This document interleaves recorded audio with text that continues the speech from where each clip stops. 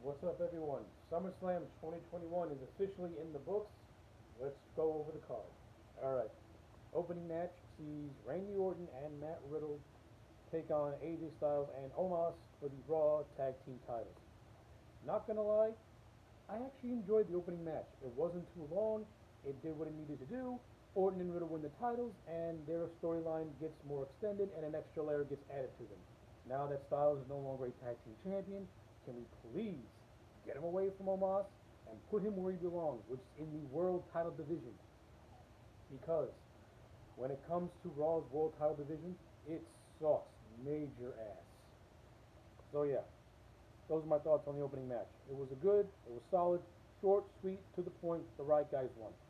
Match number 2, Alexa Bliss defeated Eva Marie. Alexa Bliss is garbage. Eva Marie is garbage.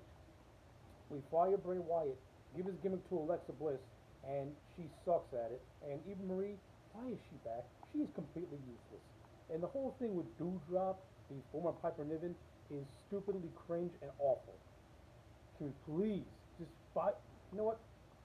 Nick Khan is on a firing rampage. Why aren't you firing Alexa Bliss and Eva Marie? And getting rid of these two might actually improve a dying women's division. Alright, next match. Damien Priest versus Sheamus for the United States Championship. Ain't gonna lie, I enjoyed this match. I thought Priest and Sheamus was a very physical match. It was very hard hitting. I think they got pretty good in-ring chemistry with one another. And Damien Priest is the new United States Champion. I am okay with this. I like Damien Priest. The guy's got a good look. He's got a very good gimmick. And for me, this is a step in the right direction into launching him into the upper echelon. Now, if we're talking about a normal wrestling company, Priest winning the United States Championship, from now until January, he could be a legitimate contender to win the Royal Rumble. But since this is WWE land, we're just going to have to wait and see how badly they botch this guy up and his title reign. But for what this match was, I enjoyed it. Now, hopefully, they can move away from Priest and Sheamus. We'll see. But the right outcome, nonetheless. Next match, SmackDown Tag Team Championship match. The Usos defend against Dominik and Mysterio. This match was okay. It wasn't anything spectacular or memorable. I think a lot of people were expecting Dominik to betray his father Ray, but I think they're trying to hold that off more closer to January, where it gets closer to the Rumble and to WrestleMania season. But for what this match had to offer, it was decent for what it was. It wasn't anything spectacular. To tell you the truth, the Raw Tag Title match was way better. It was more fast-paced. This match, to me, had a lot of slow moments, but it did pick up a little bit when you got to the end. So yeah, those are my thoughts on that. Next up, Sasha Banks taking on Bianca Belair for the SmackDown Women's Championship. So this match never happened because Sasha Banks was not on the show. So WWE, Vince McMahon, tried to do a fake out with Carmella. Then all of a sudden we get the return of Becky Lynch. Becky Lynch comes back. Her and Bianca, they make way. They get rid of Carmella and Selena Vega. And then, Becky, Carmella, 3-2 match. 30 seconds later, Becky beats Belair and completely buries and undercuts Belair's entire title run. So, let's get this straight. We have Bianca Belair go to distance at the Royal Rumble. Her and Sasha Banks main event WrestleMania Night 1. Good match that they had. Belair had a, admirable title run. Now we get to SummerSlam. Whoa. Sasha's not there. Let's bring back Becky Lynch, pop crowd, since CM Punk came back the following night for AEW. And what do? You bury Bianca Belair by having her literally lose to Becky Lynch in 30 seconds. So let's get this straight. Becky Lynch was gone for almost a year, and she gets rewarded with the title? No. Belair should have beat Becky Lynch. Just because you're making a return, that does not mean you have to win. Wouldn't it have been better if Belair beat Becky instead of Becky just burying Belair? And I don't care about the whole, let's see how the story play out. I do not care about a story playing out. There was no reason why Becky Lynch had to defeat Bianca Belair. No reason whatsoever. This was stupid. This was dumb. This was garbage. And not only that, I've been off the Becky train for a while now. Don't care about her anymore. The whole I'm the man gimmick, it got played out really quickly and really fast, and now to me it's just stupidly boring. So yeah, I am not so thrilled about the return of Becky Lynch. I could care less. Now, alright, speaking of not caring less, Drew McIntyre versus Jinder Mahal. This was a glorified squash match. Drew McIntyre wins. Let's move on. Next, we have the Raw Women's Championship Triple Threat. Charlotte Flair taking on Nikki Superhero Cross. I'm sorry, I can't call her Nikki Ash. She's Nikki Cross. Alright, she looks ridiculous in the superhero outfit. It's dumb. And I know a lot of people have been comparing Nikki Ash to the Hurricane. Here's the deal. The Hurricane gimmick worked because Shane Helms is a legit comic book fan. Not only that, the way Shane Helms played the Hurricane character, he played the guy as being delusional. That's how the Hurricane gimmick got over. Because Shane Helms, the character, believed he was a superhero when everyone around him thought he had absolutely lost his mind. That's why the Hurricane became an endearing character. Nikki, almost a superhero, is never going to be an endearing character because it absolutely sucks ass. And then you got Rhea Ripley, the fake-looking middlehead, who looks absolutely ridiculous. She looks like she's going to a 1980s goth concert. She looks horrible.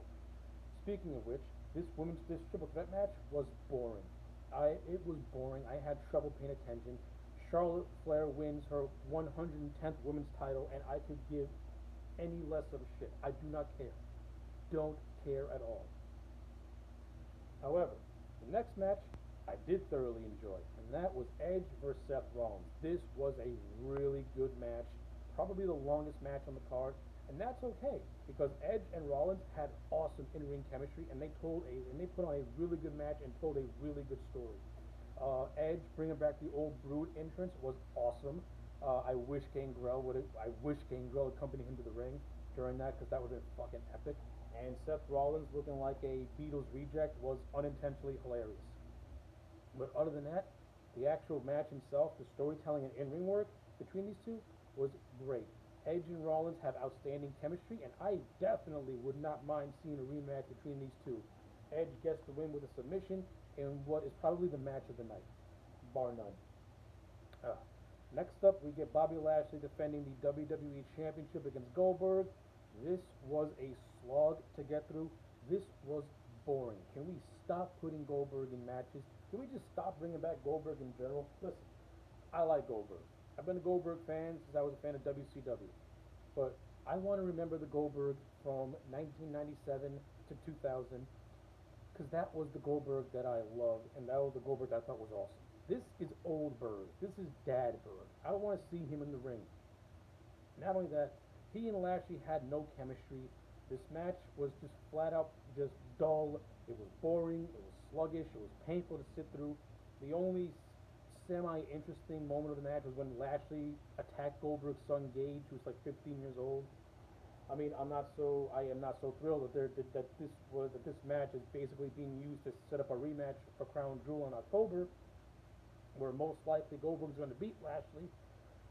If that's the case, just have Goldberg beat Lashley at SummerSlam and then build up the rematch for Crown Jewel where Lashley gets his win back. But no.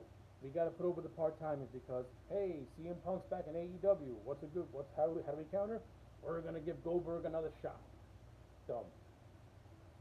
And now we get to the main event.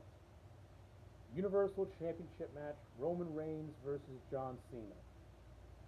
The Tribal Chief takes on Dr. Thugonomics himself. But I ain't gonna lie, this Universal title match was actually pretty good. It felt like an important match. It felt like a SummerSlam match.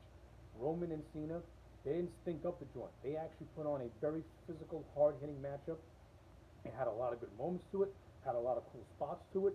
There were moments where they actually made you believe that Cena was going to win, but in the end, the right guy wins, and Roman reigns because it's not time to take the belt off him, and Cena is just not the guy to do it.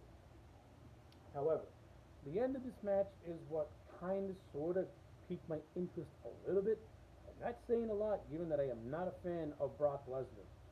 So yeah, pretty much Brock Lesnar returns at the conclusion of this matchup, teasing yet another Roman and Brock match. But the reason why I'm more slightly intrigued with this iteration of Brock and Roman, the dynamics are now flipped. Roman is now the tribal chief. He is legitimately the guy. He's got Paul Heyman at his side. And now you've got Brock Lesnar, who is by himself and is probably gonna be positioned as a monster babyface, going up against the tyrannical heel in Roman Reigns. The dynamics this time around could actually work and make for a very interesting story with Paul Heyman being stuck in the middle. Does Paul Heyman stick with Roman Reigns, or does he stick with Brock Lesnar? It can make for a very interesting build-up and dynamic leading up to the eventual match between these two. So I am semi-interested in what they're going to do with Roman Reigns and Brock, even though personally I don't want to see these guys wrestle ever again. But from a storyline perspective, given Roman Reigns' character, it makes sense. It does make sense. So yeah, those are my thoughts on SummerSlam 2021. Overall, this show was a 4 out of 10. Was not a good SummerSlam, but it had some decent matches, and it was really saved by Edge and Rollins and Brock, and it was really saved by Edge versus Rollins and Roman versus Cena. Everything else was either solid or just bleh. So yeah, those are my thoughts on SummerSlam 2021. Let me know yours in the comment sections down below. Like the video and subscribe, and I'll check you back next time for more.